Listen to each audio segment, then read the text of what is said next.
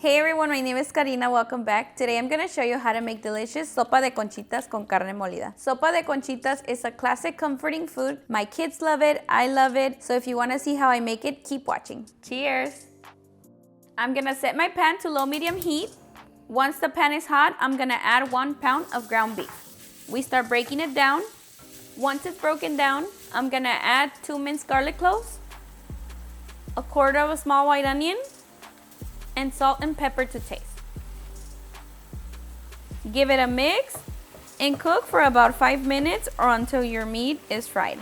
It's been 5 minutes, and as you can see, our meat is now ready. I'm gonna turn it off and set it to the side. And we're gonna start working on our salsa. To the blender cup, I'm gonna add 3 Roma tomatoes, 1/4 of a small white onion, small piece of a jalapeño, 1 garlic clove, 1 cup of water, and last, here I have 1 teaspoon of tomato bouillon and 1 tablespoon of chicken bouillon. Now we blend. I set my pot on medium heat and I'm gonna add some oil. And we add in the conchita soup or shell soup and we fry until golden. It's been about 3 minutes. We're gonna add in 1 potato and we fry for about a minute. Now we add in the sauce. Give it a mix. And we also add an additional 5 cups of hot water.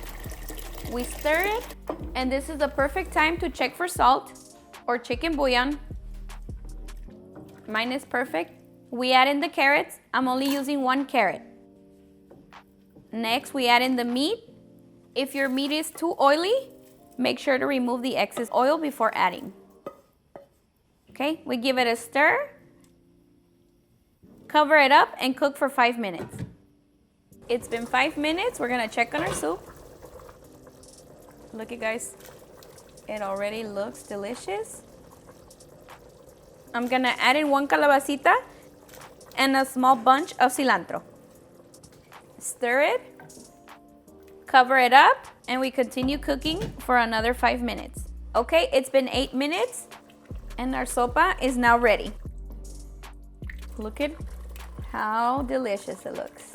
Now it's time to serve. I'm gonna turn off the heat and I'm gonna serve myself. Once I serve myself, I like to top it off with a little bit of cilantro, some queso. I normally like to use queso fresco because I feel it's better, but since I don't have any, I'm gonna add a little bit of queso seco. And my mouth is watering. Moment of truth. Cheers.